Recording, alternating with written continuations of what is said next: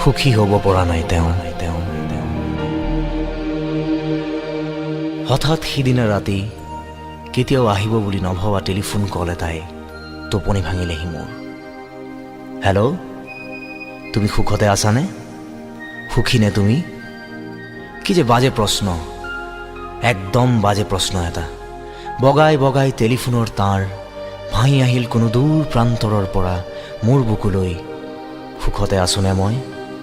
সুখী নে মই? সুখী নে মই? সুখী নে মই? তেওঁৰ জীৱনমুখী ৰেলগাড়ীখনক কেতিয়াও হেৰুৱাৰ কথা নাছিল মই। অথচ তেওঁক সুখী কৰিবলৈকে এদিন মই স্ব ইচ্ছাই নামি পৰিলোঁ প্ৰেমহীনতাৰ ষ্টেচন এটাত, আৰু তেওঁ গুচি গৈছিল সুখী নকৰাকৈয়ে মোক। সপোন দেখাৰ বাবেই আমি সুখী হ'ব নোৱাৰোঁ কোনোৱে। সপোনৰ ডেউকাৰে আমি মাথো উৰিব বিচাৰোঁ উচ্চতাৰ পৰা উচ্চতালৈ, আৰু ফিনিক্স পক্ষী হোৱাৰ দুৰ্বাৰ তাৰণাত আমি হেৰুৱাই পেলাওঁ আমাৰ অক্লান্ত দুখনি পাখি। যিদৰে তেওঁৰ প্ৰেমত পৰি মই হেৰুৱাইছিলোঁ এদিন দুৰ্দান্ত মোৰ প্ৰেমিক হৃদয়খনি। অথচ সুখী হ'ব নোৱাৰোঁ আমি, সুখী হ'ব নোৱাৰোঁ। আপুনি বাৰু কি বিচাৰি ফুৰিছে জীৱনৰ পৰা? সুখ, সমৃদ্ধি, সম্পত্তি, ঘৰ দুৱাৰ, মাটি বাৰী, মোটা বেংক বেলেঞ্চ, গ্লেমাৰ, মাৰুতি জেন, ইণ্ডিকা, ফ'ৰ্ড আইকন? নে আপুনি পলাব বিচাৰিছে জীৱনৰ পৰা?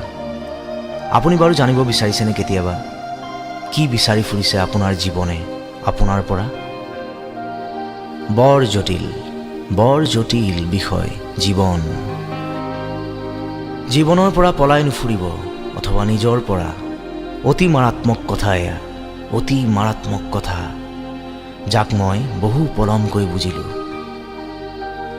তেওঁৰ বাবে ক্ৰমশ মই আকাশ হ'ব বিচাৰিছিলোঁ, আৰু খুলি থৈ ক'লা পোছাক চুমিব বিচাৰিছিলোঁ সূৰ্য। অথচ তেওঁকে যে মই জানিবলৈ নিদিলোঁ, কেতিয়াও জানিবলৈ নিদিলোঁ, আৰু হয়তো তেওঁ নাজানিব কেতিয়াও। তেওঁৰ জেতুকা বলীয়া হাততে যে ডুবিছিল এদিন মোৰ হেঙুল বৰণীয়া সূৰ্য। তেওঁৰ দুহাতৰ লিহিৰি আঙুলিতে যে ফুলিছিল মোৰ স্বপ্ন ফুল, যি ভাল পাবলৈ শিকাইছিল মোক শৰৎ আৰু শেৱালি আৰু নিয়ৰ, যি এতিয়া মোৰ নষ্টালজিয়াৰ প্ৰিয়তম নাৰী।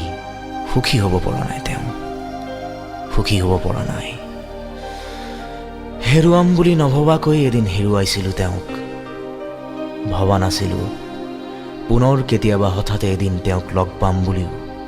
অথচ কেতিয়াও আহিব বুলি নভবা টেলিফোন কল এটাই হঠাৎ সিদিনা ৰাতি টোপনি ভাঙিলেহি মোৰ। তেওঁ সুখী হ'ব পৰা নাই, সুখী হ'ব পৰা নাই। তেনে হ'ব বুলি ভবাটো নাছিলোঁ মই। তেওঁ যে সুখী হ'ব পৰা নাই, সুখী হ'ব পৰা নাই, যিদৰে সুখী হ'ব পৰা নাই ময়ো কহুৱা ফুলা বতৰতো। এতিয়া যে হৃদয়ৰ পৰা হৃদয়লৈ বহু যোজন বাট